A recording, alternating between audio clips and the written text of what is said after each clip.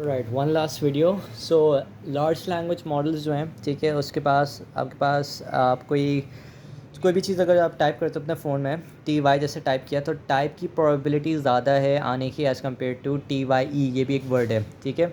So similarly हम जो अब सेंटेंसेस लिखते हैं या क्वेरीज लिखते हैं अपने वेबसाइट्स पर, तो वहाँ पे भी जिसने जितनी दफ़ा वो सेंटेंस सर्च किया होगा उतनी उसकी फ्रीक्वेंसी और प्रोबेबिलिटी होगी। बट ये अप्रोच हम यूज़ नहीं करते बिकॉज दिस कैन नॉट। अगर एक आइडिया ये होता है कि भाई हम सारी, अगर ये अप्रोच चल रही है तो हम क्या करते हैं, हम पूरी जितनी भी वेबसाइट्स हैं दुनिया की, उसमें जितना भी टेक्स्ट है उनको कलेक्ट करें और फिर उसमें से हम यही अगर मेथड लगाएं प्रिडिक्शन का, तब भी ये प्रॉब्लम सॉल्व नहीं हो सकती है।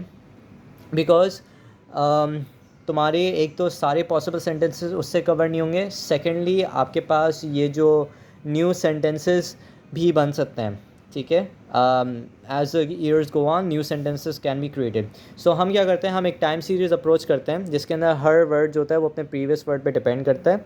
और इसलिए मेरे पास एक सेंटेंस है, उसको मैंने एक एरो फॉर्म में, ग्राफ फॉर्म में शो किया है कि early one morning the sun was shining, I was laying in the bed, the मैंने मिस कर दिया, in the bed wondering if she had change at all, if her hair was still red. So as you can see यहाँ पे मैंने दो words को highlight किया है, एक वॉज और इफ़ को। और हम करते ये हैं, जहाँ जहाँ वॉज आ रहा होता है उनको एक एज अ स्टेट कंसिडर कर देते हैं और उससे जितनी भी स्टेट्स बाहर निकल रही होती हैं उनको अलग कर देता है। सो फॉर एग्जांपल यहाँ पे वॉज आ रहा था और यहाँ पे वॉज आ रहा था और यहाँ पे वॉज आ रहा था। अब वॉज से बाहर कौन सी चीज़ें जा रही हैं, लेइंग इन बेड, ठीक है। और एक कौन से सेंटेंस से आ रहा है, यहाँ पर ये वाला जा रहा है कि हर हेयर वाला। तो मैंने ये चीज़ की हुई है कि लेइंग इन बेड, ठीक है, शाइनिंग आई वाला भी था एक सेंटेंस, और एक था आपके पास स्टिल, कहाँ गया वॉज वाला तीसरा वाला, ये रहा स्टिल रेड। तो ये मैंने तीन आउट गोइंग्स कर दिए और जो इन गोइंग्स होंगी वो वैसे की वैसी रहेंगी।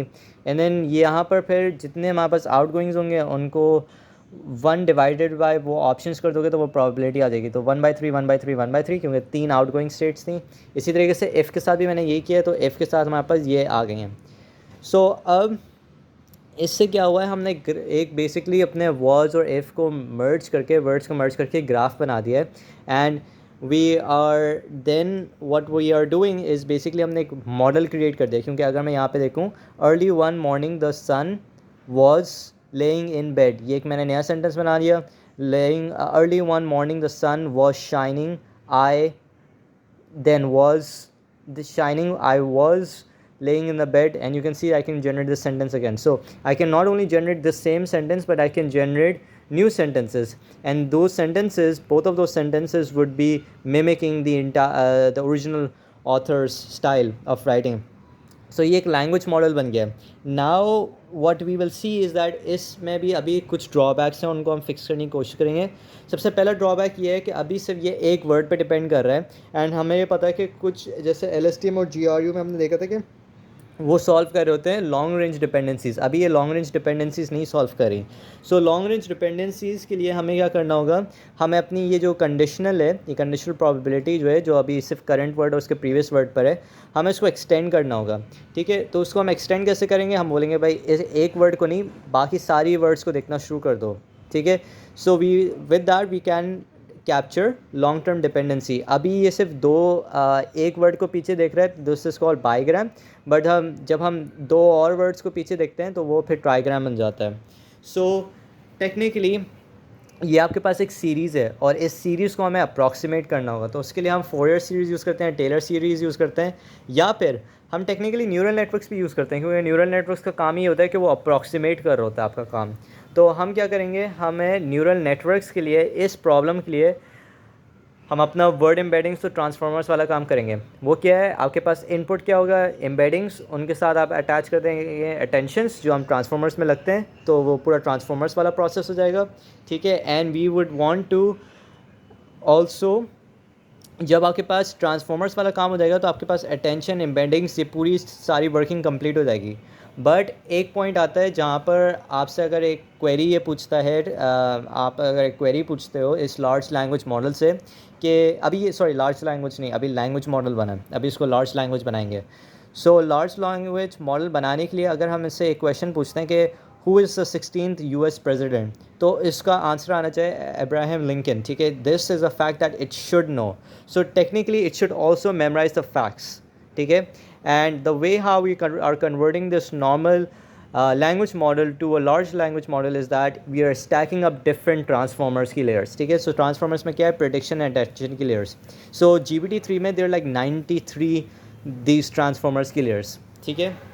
एंड लोअर लेयर्स जो होती हैं आपके पास, वो आपके पास होती हैं ज़्यादातर वर्डली मैटर्स, वर्डली रिलेशनशिप्स को डिपिक्ट कर रही होती है, and they are mostly related to your syntax, whereas your higher layers are more complex relationships को depict कर रही होती है, and they are related to semantics.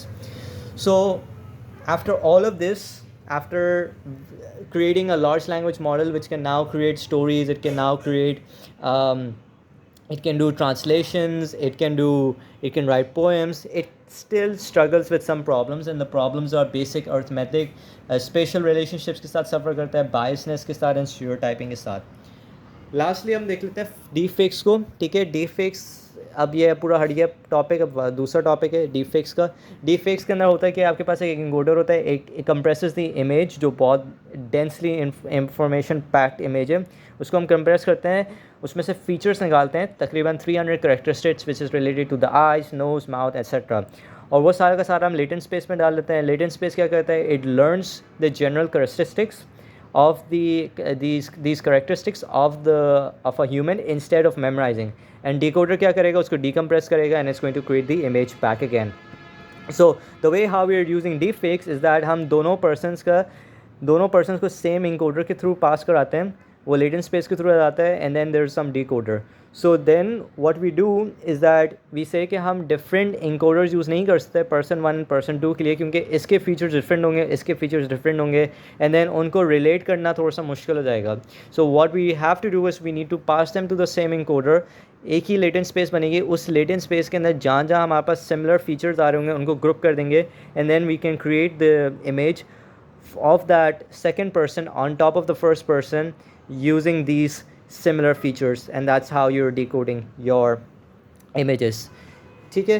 So where are the applications used? So photo deepfakes आपके पास use होते हैं business में, जहाँ पर आपको कोई अपने कॉस्मेटिक्स ट्राई करनी है, आई ग्लासेस ट्राई करनी है अपने फेस पे, so you can use that over there. Voice swapping के लिए भी हो सकती है. ना जो voice swapping could be for audio books, for character voices, text to speak. अगर कोई मिस स्पोकन वर्ड है and you don't want to re-record the entire video, you can just use this technology. It is also used in lip syncing. This is used in face swapping, which is used in like stunt doubles in movies. Face morphing भी हो सकती है. This is for video games, जहाँ पे आप अपना खुद का फेस लगा सकते हैं. And full body puppetry, which is like hey I want to edit my entire body to some other video presentations, ठीक है. So how are we going to detect this fake deep fakes? Well, we should look for skins, wrinkles, shadows, color of skin, glasses, reflections, facial hair, moles, and you need to see if they're blinking or not. So that was it. That was the entire syllabus of deep learning.